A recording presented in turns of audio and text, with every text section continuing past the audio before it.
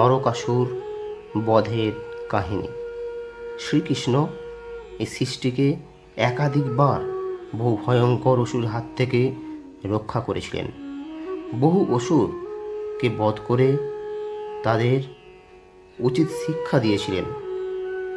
এমনই এক অসুর ছিল নরকাসুর। আজকের পর্বে জানাবো এই নরকাসুরের বধের কথা।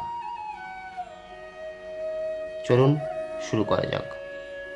পুরাণ অনুসারে নরকাসুর নামে এক অসুর তার শক্তি দিয়ে দেবতা ও ঋষিদের সঙ্গে 16,100 সুন্দরী রাজকন্যাকে বন্দি করেছিল এবং তাদের নিজের দাসী বানিয়ে রেখেছিল।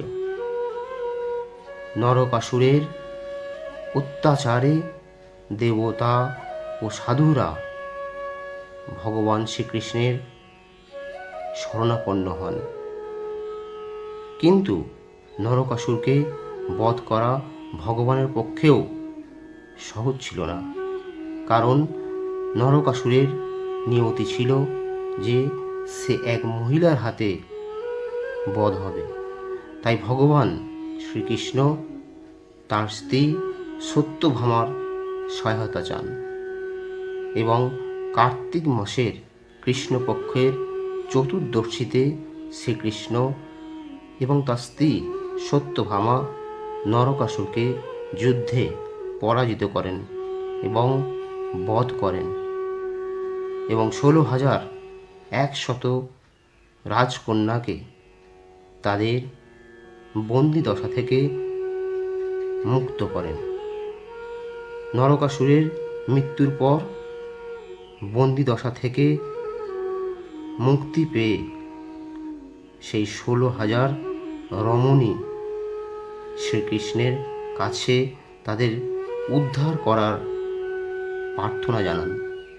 স্বামী ছাড়া সেই যুগে রমণীদের সমাজে সম্মান এবং নিরাপত্তা হীনতায় ভুগতে হতো। তাই তাদের নিরাপত্তা এবং সম্মান প্রদান করতে শ্রীকৃষ্ণ তাদের শাস্ত্র মতে বিবাহ করেন। এই কারণেই শ্রীকৃষ্ণের 16,000 স্ত্রীর কথা শাস্ত্রে উল্লেখ আছে। নরকাসুরকে বধের তিথি আজও নরক চতুর্দশী রূপে পালিত হয়। কথিত আছে যে শ্রীকৃষ্ণ যখন নরকাসুরকে বধ করেছিলেন, তখন তাকে বধ করার পর তিনি তেল দিয়ে স্নান করেছিলেন।